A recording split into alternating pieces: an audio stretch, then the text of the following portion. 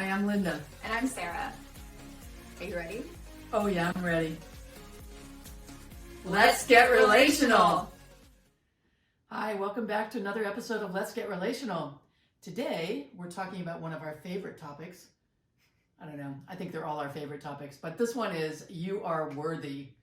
Yes, very important thing to be thinking about and looking at because worthiness plays such a huge part in your life and how you see yourself and how you interact with people and how you literally go about doing normal things, which is really interesting. And it's not even like big things, sometimes it's small things. I was just sharing with Sarah the other day that I had some credit at a running shoe store. And I don't run anymore, but I do like to buy high quality walking shoes there. And I thought, oh, I can't buy any because the shoes I have right now are fine. And I can't own more than one pair of that kind of shoe. And I'm like, whoa, who told me that? Yeah. Like, where did that rule come from? And, you know, when I was her age, I did not have a lot of money. I didn't have a lot of shoes. I had, you know, a pair of shoes for hiking, a pair of shoes for church, and then a pair of shoes for walking. And at some point I started being able to have another pair of like athletic shoes, like running shoes or cross trainers or whatever. But it was so funny that I just had this feeling of like, oh, I'm not worthy of having an extra pair of running shoes. Yeah. It's not right. I shouldn't do that. So what I started talking with Sarah about was, you know, who defines your worth? And who are you letting define your worth, and whether you're worthy of having that pair of shoes, or whether you're worthy of taking that day off, or whether you're worthy of having a partner or a friendship or whatever. Who's defining that? Whose voice is it that's telling you you're unworthy when you get that going in your head? Yeah, and the thing is, it might just be one voice. It could be a couple of different voices depending on the situation, because there may have been people in your past, either as a child, young adult, that even as an adult, you know, 15 years ago, that said something to you, and like that's the voice that pops into your head in like really specific scenarios based on like where and when they said that thing. So it's take a look at, you know, what are the rules that you're setting for yourself? Like, what are you not allowing yourself to do because some little voice in your head is like, no, you can't do that. That's not okay. You know, look at that. You like take a day. I encourage you to take a day where you take note of just going about your daily business. Where are you stopping yourself? What voice in your head is stopping you from doing something that you want to do? That's saying you can't do this because such and such and such. Yeah, you know, for me, I really believe that most of our voices in our head come from birth to age 7. A lot of the imprints happen there. But Sarah's right. There are other times when there's been a significant person in your life who's told you something that you believed, that you weren't good enough, that you weren't the right kind of partner, that you would never fit in, that, you know, whatever it is, you know, there's lots of messages that are out there. But one of the things I used to look at was when I was feeling really unworthy and not good enough in work I was doing, I had a little Post-it note that would say, how does God see you? And the truth is God sees you as absolute perfection. And there is nothing for you to do to earn that designation that you are perfection, right? And so I thought, well, who am I not to think that I'm a good person? Who am I to think I'm not good enough when God really likes the creation that has been created here? And so I would start just having a sense of humor when I had some of those not good enough voices, and I'd go, oh yeah, that's just my dad's stuff.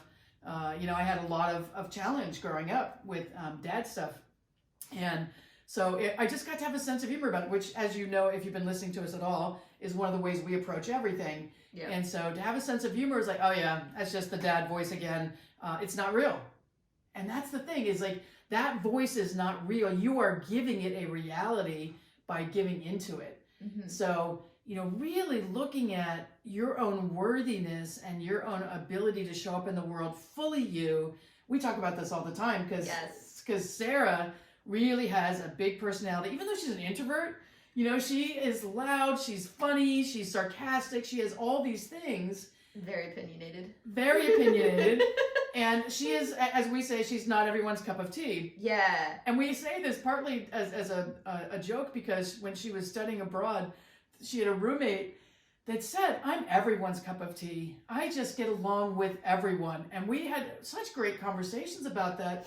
And neither of us aspire to be everyone's cup of tea. You know, you can't.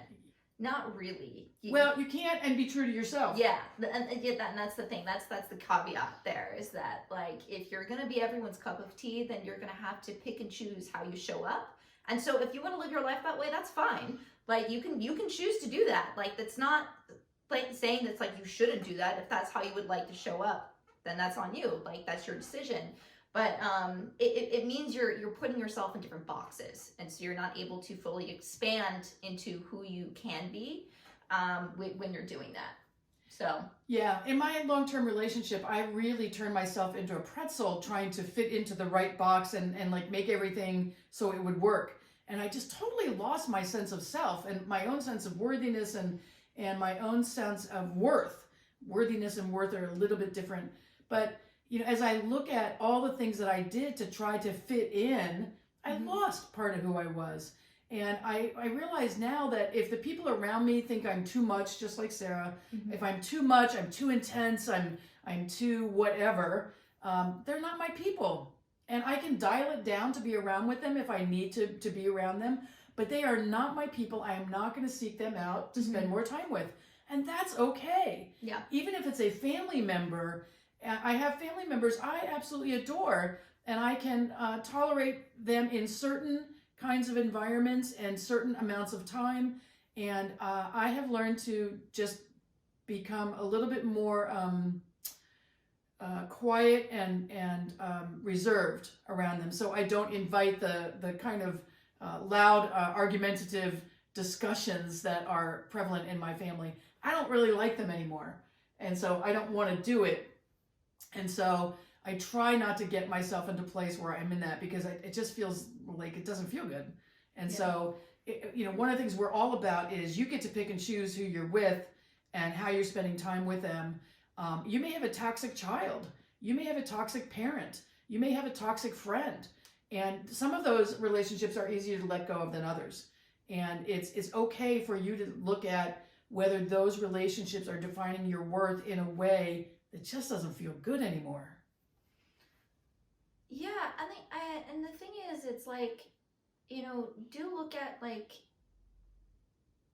how you define worth too, because that's the other thing. Like what we mean by being worthy is that you deserve anything that your heart desires. Like that's the ultimate, you know, viewpoint of being worthy, is that, you know, you deserve whatever it is that you want. You deserve the life you want. You deserve your ideal relationship. You deserve to have fantastic relationships. You deserve the perfect job, your dream job. Like you deserve all of those things. But what can happen is, you know, that there's hurdles like in your own head that are preventing you from reaching those things because of various reasons. But being worthy comes from, first and foremost, is understanding like your value as a person. So, you know, what are characteristics in other people that you value? Kindness, gentleness, you know, they make time for you, they put forth effort in your relationship. Are those things, if like, for example, like those things you might value in another person, but you do those things too. So why don't you value those in yourself? So what can happen is oftentimes that we'll get lost in our own value, like we'll sort of forget about it. But value things that other people do for us, that we do for other people. We don't see it as valuable, but that's the thing. It is. So like look at where in your life are you valuing people for different sort of personality traits, or the things that they do for you, or the things that they do for other people that you see them do.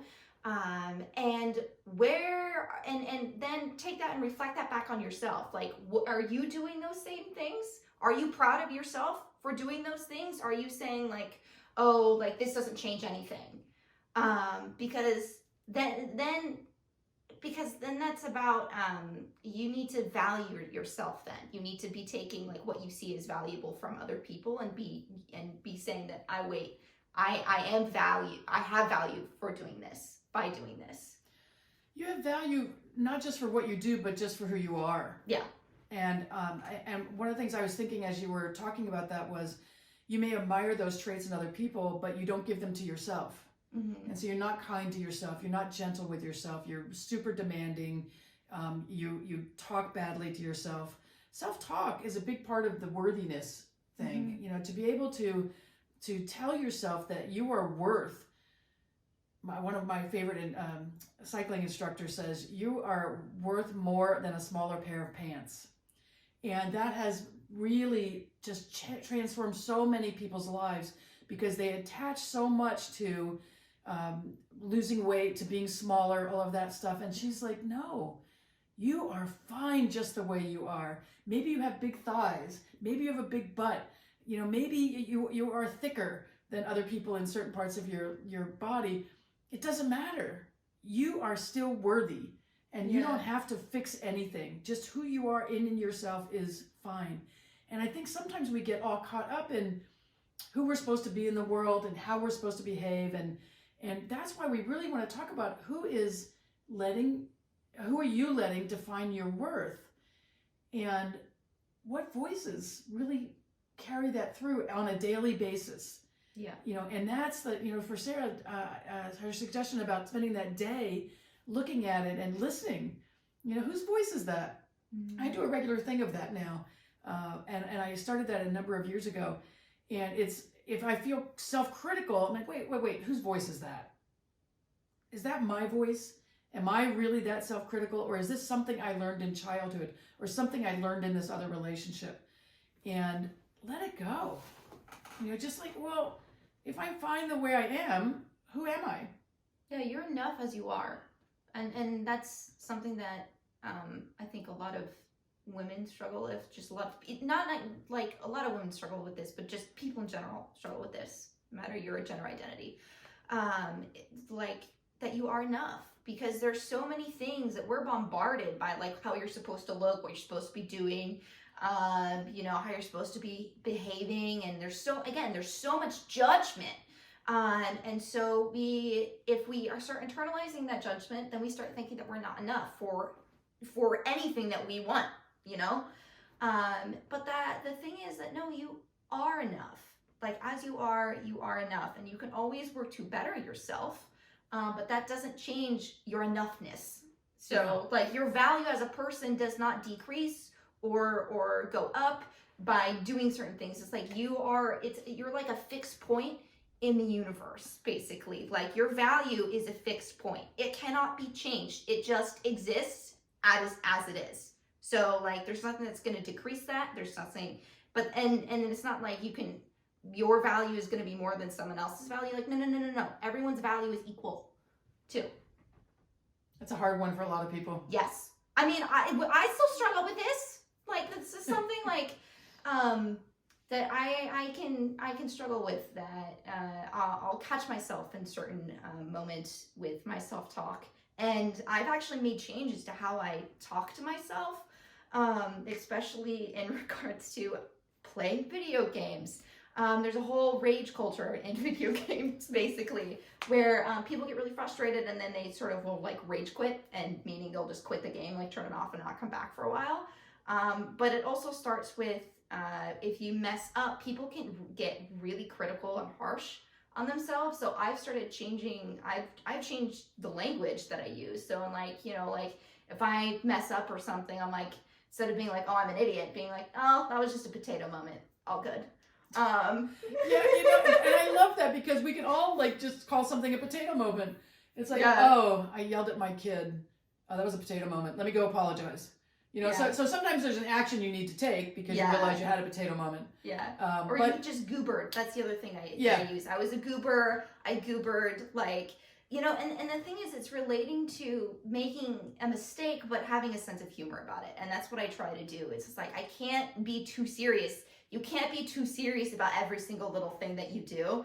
Like, you can't overanalyze it. Then it's like you're not going to get out of this little tiny box that you're putting yourself in if you're too afraid to like make the slightest mistake. Like if you make a mistake, your value doesn't decrease. You're still worthy. You're still enough. You still deserve things. Yeah, and the biggest thing is lighten up. Yeah. Like, it is, most times it is not that serious. Like, why are you making it so serious? Like, lighten up, have a little more fun, call yourself a potato or a goober or whatever. Yeah. And it's like, just figure out who you are, what you love, and why you're amazing. Just like really open up to the fact that you are amazing. And if the people around you don't reflect that and aren't letting you know that, maybe they're not your people. Mm-hmm. And maybe they just don't know that you don't know. Maybe they assume you're amazing. I love it when my friends like say something nice to me, like, wow, you do so much. I really appreciate that, that you did that. Or I really love that episode. At first it was a little nerve-wracking when we realized our friends and family members were listening to our episodes. We're like, oh, wait, people we know are going to listen? Yeah. And because it feels closer, And so, but I love it when people acknowledge it and say, I love what you're doing. That is so fantastic. And I don't really want to need that external validation, but the truth is, it feels good. Yeah, it feels so good when someone acknowledges whatever you're doing for, like, it just acknowledges you and sees you. And that's something that a lot of us don't get, is that noticing, someone being able to see you and like see what you're doing and stop you and say, hey, you're doing a really great job. Like, thank you for existing. You're a beautiful person.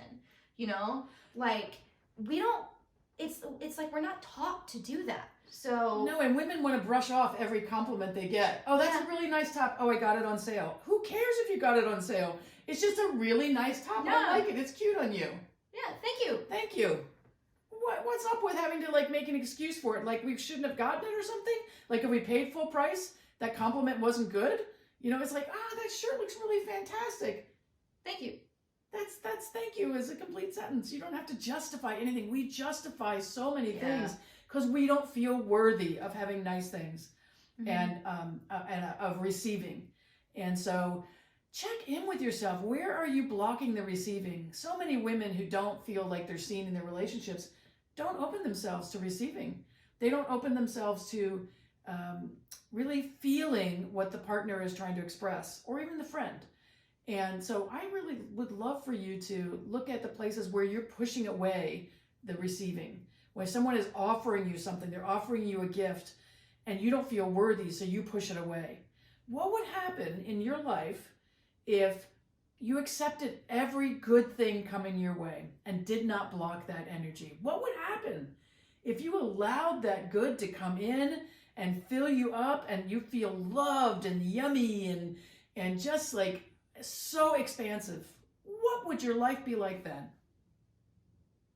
Yeah. Beautiful, isn't it? Yeah. Like, and that's something that I really like to do.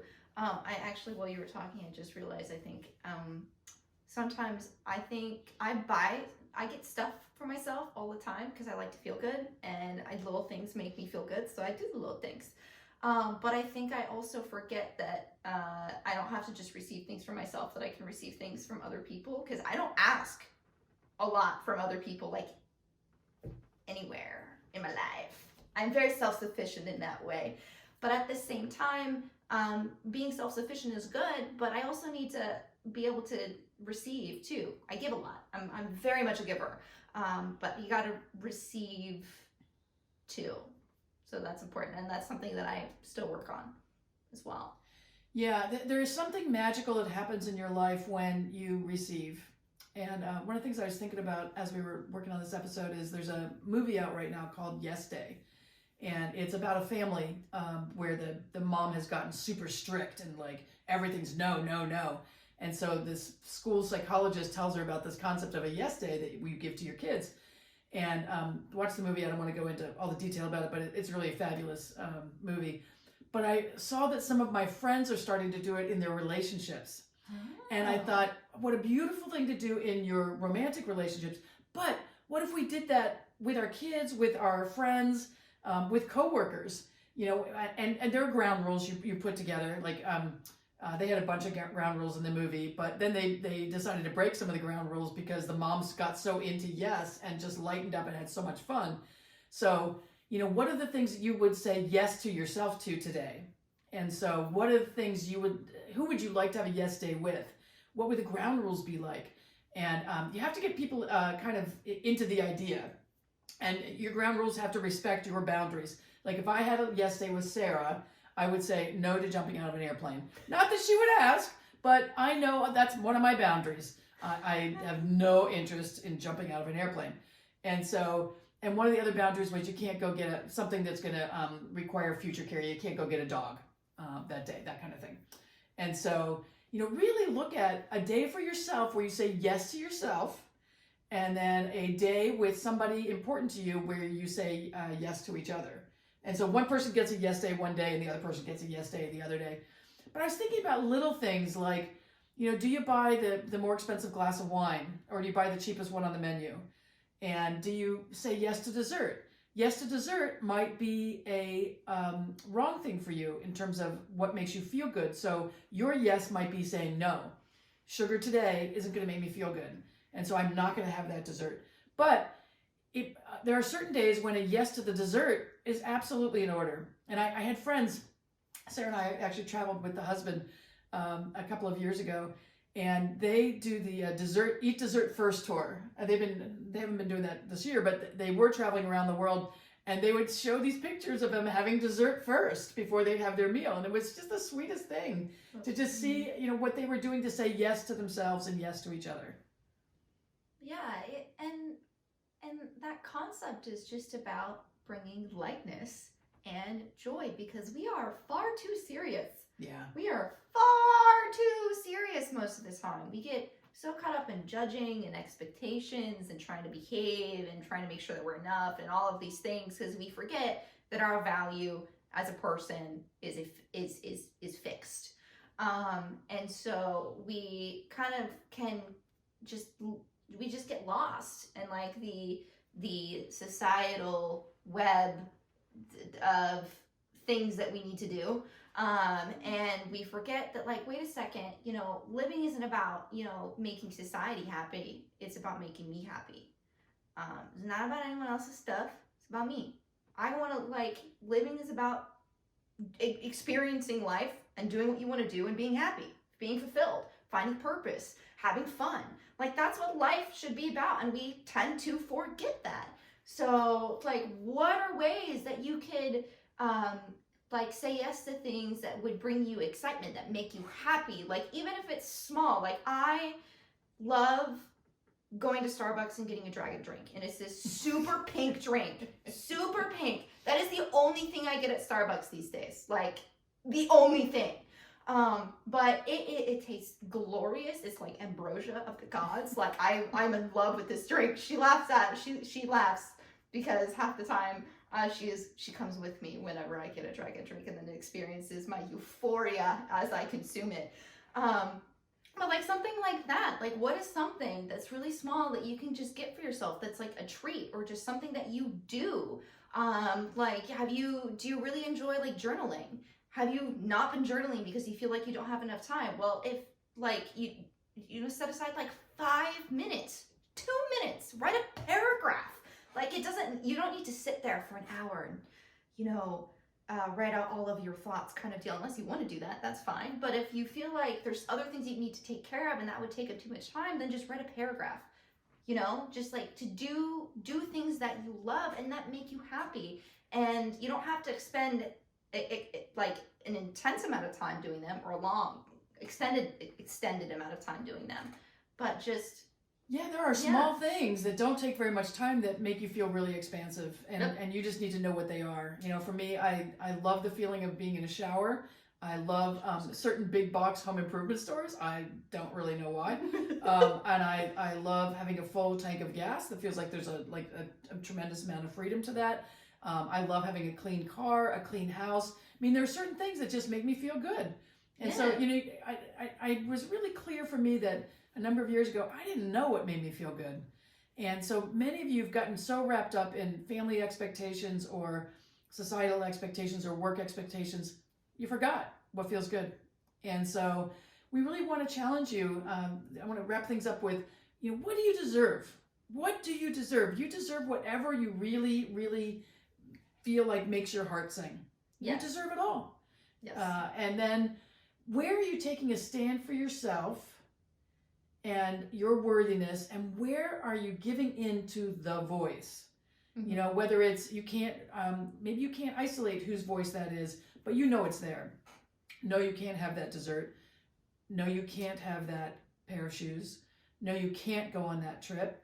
No, you can't take 5 minutes for yourself and journal. No, you can't take a bath by yourself in peace. Yeah. You know, whose voice is it that says you're not allowed to do that? And just allow yourself to dream of feeling that feeling of expansiveness, of the love of the universe moving through you, because you're saying yes to life, you're saying yes to giving, you're saying yes to receiving, and you're saying yes to you, because you are worthy. Yes, that was beautiful. We'll round of applause for my mommy for that. Yes. So till next time, we love you. Mwah. Mwah.